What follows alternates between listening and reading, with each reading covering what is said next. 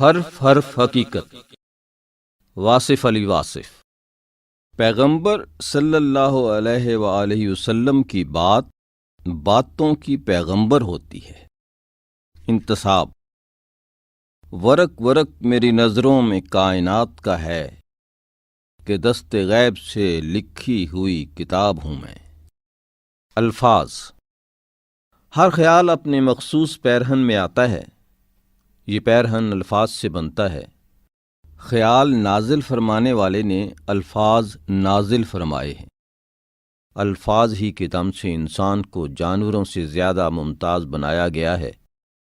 انسان اشرف ہے اس لیے کہ وہ ناطق ہے۔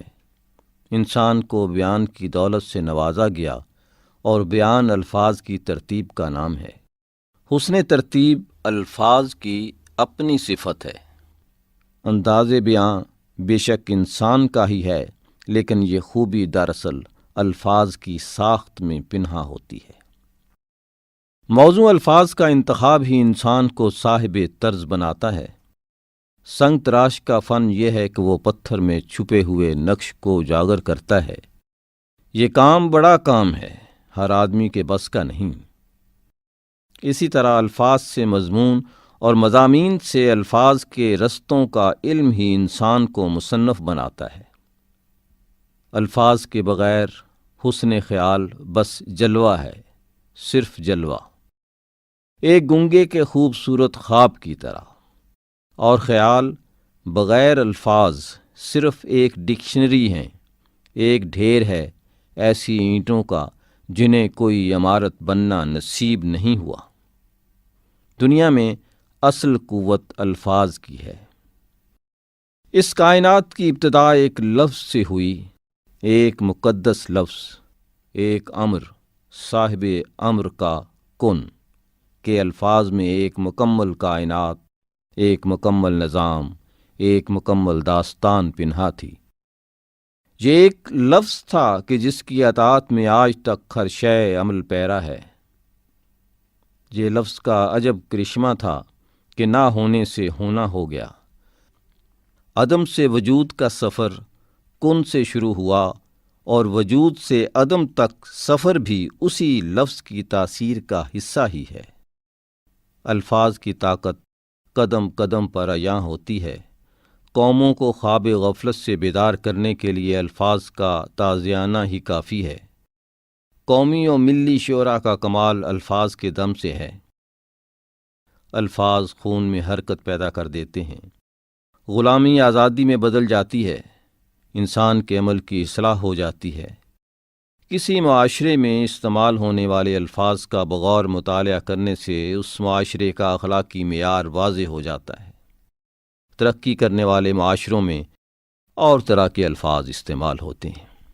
الفاظ ہی امید کے چراغ روشن کرتے ہیں اور الفاظ ہی مایوسی کی تاریکیاں پیدا کرتے ہیں۔ الفاظ کی خاص ترتیب خودی خانی کا کام کرتی ہے۔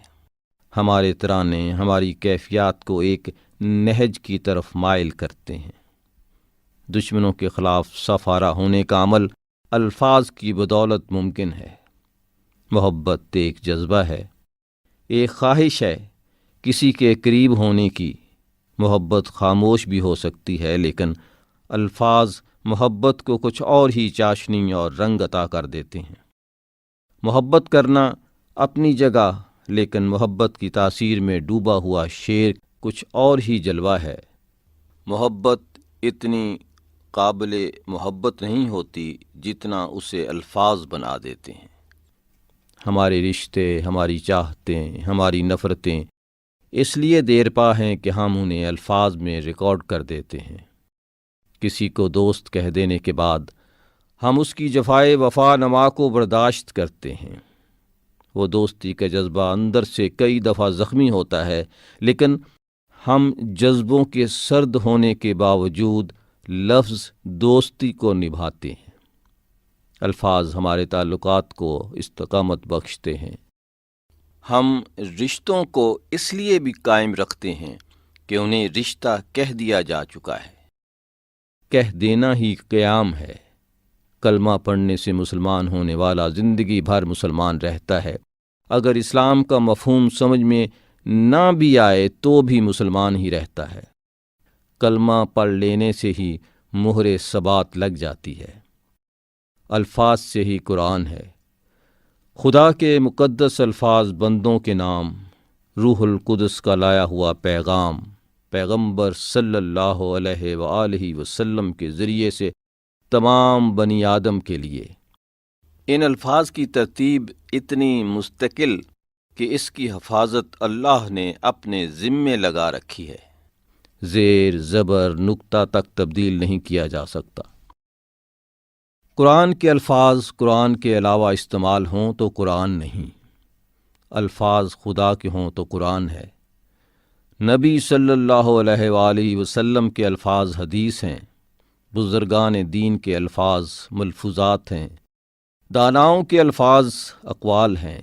جتنی مقدس زبان سے ادا ہوں گے اتنے ہی الفاظ مقدس ہوں گے، اتنے ہی مؤثر ہوں گے۔ ہم الفاظ کی دنیا میں رہتے ہیں، الفاظ کے حصار میں رہتے ہیں۔ الفاظ ہمارا کردار ہیں، الفاظ ہمارا ماحول ہیں، اور کبھی کبھی تو الفاظ ہماری عاقبت ہیں۔ الفاظ کانوں کے راستے دل پر اثر کرتے ہیں، اور دل پر اثر کے بعد اعضاء و جوارح پر عمل کا حکم نازل ہوتا ہے، اور یوں انسان کا کردار بنتا رہتا ہے۔ اچھے الفاظ پر کچھ خرچ نہیں ہوتا، لیکن اچھے الفاظ سے بہت کچھ حاصل ہوتا ہے۔ الفاظ ہی انسان کو پسندیدہ یا ناپسندیدہ بناتے رہتے ہیں۔ الفاظ خوشبو کی طرح ماحول کو معطر کرتے ہیں۔ ہر سماج اور ہر گروہ کے الفاظ الگ الگ ترتیب رکھتے ہیں۔ آپ کسی کے الفاظ یا گفتگو سن کر یہ بتا سکتے ہیں کہ وہ کس پیشے سے تعلق رکھتے ہیں۔ بازار میں بیٹھنے والے بازاری زبان استعمال کرتے ہیں، دارالعلوم کے لوگ اور ہی زبان استعمال کرتے ہیں۔ علماء کی زبان اور ہے، حکماء کی زبان اور ہے، اسی طرح جہلا کی زبان اور ہے۔ فلمی ماحول کے الفاظ اور ہیں، ڈرامے کے اور، نثر کے اور شعر کے اور۔ شعر کی دنیا میں الفاظ کی ایک بندش بس معنی کے پرت کھولتی چلی جاتی ہے۔ سامعین پر ایک کیفیت طاری کر دینا شعر کا اعجاز ہے۔ دل سے نکلی ہوئی بات دلوں میں ایسے داخل ہوتی ہے کہ سامع کہہ اٹھتا ہے کہ میں نے یہ جانا کہ گویا یہ بھی میرے دل میں ہے۔ بولنے والے کا سوز الفاظ میں سوز پیدا کر دیتا ہے۔ درد سے گایا ہوا کلام محفل میں عجب سماں پیدا کر دیتا ہے۔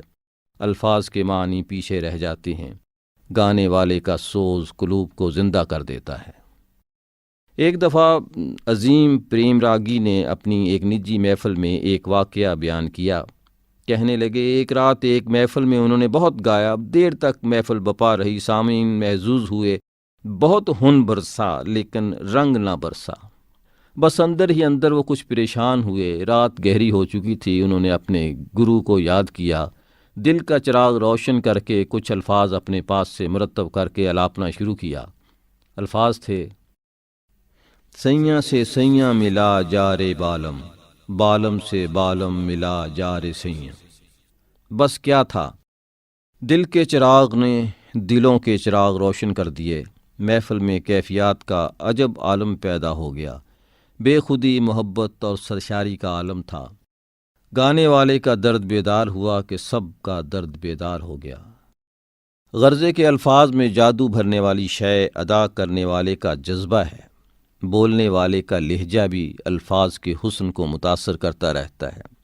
میٹھے بول کو کرخت لہجہ مل جائے تو بول میٹھا نہیں رہتا۔ مولانا روم نے ایک کہانی بیان فرمائی ہے۔ ایک دفعہ صحرا میں دو قافلے قریب قریب آ کر ٹھہرے۔ ایک قافلہ مسلمانوں کا تھا، دوسرا یہودیوں کا۔ صبح کے وقت مسلمانوں نے فجر کی اذان کہی، نماز ادا کی۔ اتنے میں یہودیوں کے کیمپ کی طرف سے ایک آدمی ایک تھال میں کچھ تحفے تحائف لے کر مسلمانوں کے کیمپ میں داخل ہوا اور امیر قافلہ سے ملاقات کی تمنا کی۔ ملاقات ہوئی تو آنے والے نے کہا، یہ حقیر سا تحفہ ہمارے سالار قافلہ نے آپ کی خدمت میں پیش کیا ہے۔ مسلمان امیر نے کہا، آخر کس لیے؟ آنے والا بولا، جناب آج ہمارے سردار کا ایک دیرینہ مسئلہ حل ہو گیا۔ آپ لوگوں کی بدولت ہمارے امیر کی ایک بیٹی اسلام قبول کر چکی تھی اور وہ کسی قیمت پر اسلام کو ترک نہ کرتی تھی۔ ہمارے قافلہ سالار نے بڑی کوشش کی لیکن وہ نہ مانی۔ آخر آج صبح آپ کے مؤذن نے اذان کہی، وہ کچھ اتنے کرخت لہجے میں تھی کہ ہمارے سردار کی بیٹی اپنے پرانے دین پر واپس آ گئی۔ نتیجہ یہ ہے کہ مؤذن اور مبلغ کو خوش الحان ہونا چاہیے۔ اچھی دعوت کو اچھے انداز سے پیش کرنا ہی اچھی بات ہے۔ رسم اذان کو روح بلالی کی کتنی ضرورت ہے، اس کا اندازہ لگانا مشکل نہیں۔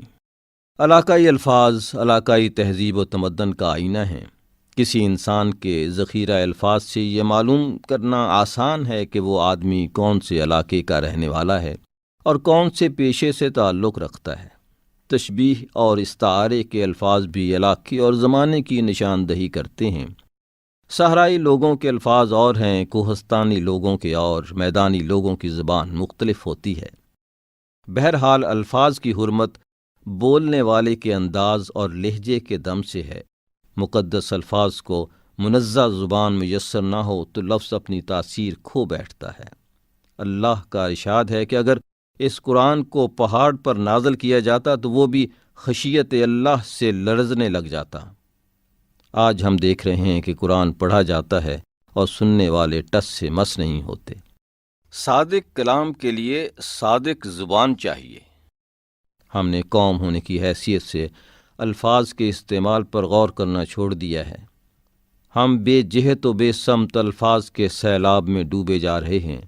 ہر روز لاکھوں الفاظ اخباروں میں چھپ رہے ہیں، کالم کے کالم چھپ رہے ہیں، لیکن میٹھے بول ختم ہو رہے ہیں۔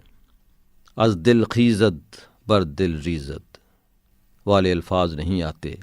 دلوں کو زخمی کرنے والے الفاظ عام ہیں، زخموں کے مرہم کہاں ہیں؟ کرامتیں بننے والے الفاظ کہاں غائب ہو گئے؟ انسان کو انسان کے قریب لانے والے الفاظ گم ہو گئے کیا؟ گنج شکر ایک میٹھی زبان کی تاثیر کو بھی کہا جا سکتا ہے۔ آج نہ جانے کیوں لوگوں کے پاس شکریہ ادا کرنے کے لیے نہ وقت ہے نہ الفاظ، اپنی کوتاہی پر معذرت کرنے کی نہ توفیق ہے نہ جرأت۔ آج کسی سیاسی اجتماع میں بولے جانے والے الفاظ کو غور سے دیکھا جائے تو معلوم ہوگا کہ ہم لوگ کہاں سے چلے تھے اور کہاں آ گئے۔ تلخ الفاظ معاشرے کو تباہ کر رہے ہیں۔ میٹھا بول زندہ کرنا چاہیے۔ زندہ رہو اور زندہ رہنے دو کے اصول کو اپنایا جائے تو ہمارا انداز کلام یکسر بدل سا جائے۔ لوگ اپنی زندگی میں مطمئن ہو جائیں۔ میٹھے بول سننے سے زبان میٹھی ہو جاتی ہے اور یوں مٹھاس سے مٹھاس پیدا ہوتی رہے گی۔ جب سے انسان کا احترام کم ہوا، الفاظ کا احترام بھی کم ہو گیا۔ الفاظ کے انتخاب میں ذرا بھی احتیاط سے کام نہیں لیا جاتا اور نتیجہ یہ کہ ہر دل زخمی، ہر انسان آزردہ۔ ہماری زبان تلوار کی کاٹ سے کم نہیں۔ بعض اوقات صداقت کی زبان بھی اتنی تلخ ہوتی ہے کہ بس خدا کی پناہ، اگر کسی انسان کی ایک آنکھ کام نہ کرتی ہو تو یہ ضروری نہیں کہ اس کے منہ پر ہی اسے کانا کہہ دیا جائے۔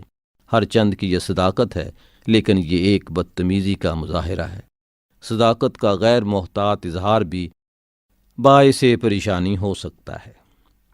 ایک دفعہ ایک بادشاہ نے ایک 10 شناس و ستارہ شناس انسان کو بلایا، اس سے اپنا احوال پوچھا۔ منجم نے حساب لگایا، ذائچہ بنایا اور بادشاہ کو اطلاع دی کہ جہاں پناہ آپ کے سب عزیز آپ کے سامنے مر جائیں گے۔ بادشاہ اتنی بری خبر پر بڑا پریشان ہوا۔ اسے غصہ آ گیا کہ منجم نے کیا خبر دی ہے۔ اس نے منجم کو گرفتار کرا دیا۔ سلطنت میں منادی کرا دی گئی کہ کوئی اور منجم بادشاہ کے لیے حساب لگائے۔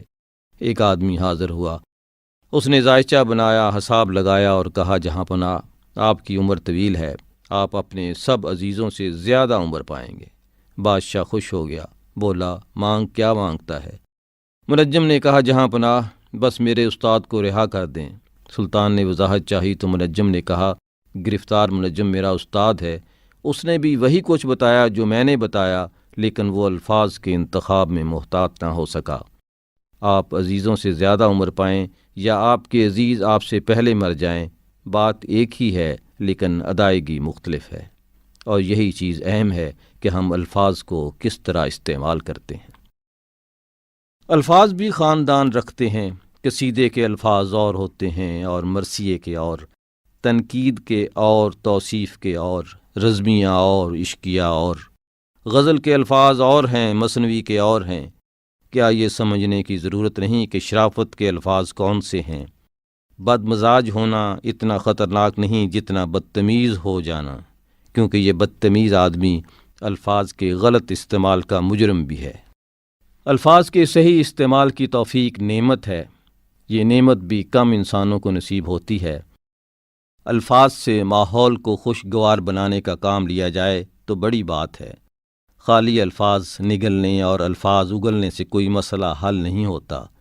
الفاظ سے ماحول روشن کیا جائے، الفاظ سے دلوں کو خوش کیا جائے، الفاظ سے تعمیر ملت کے عظیم کام میں شامل ہونے کے لیے لوگوں کو آمادہ کیا جائے۔ الفاظ حقیقت ہیں، الفاظ امانت ہیں، الفاظ دوست ہیں، الفاظ طاقت ہیں۔ انہیں ضائع نہ کیا جائے، انہیں رائگاں نہ ہونے دیا جائے۔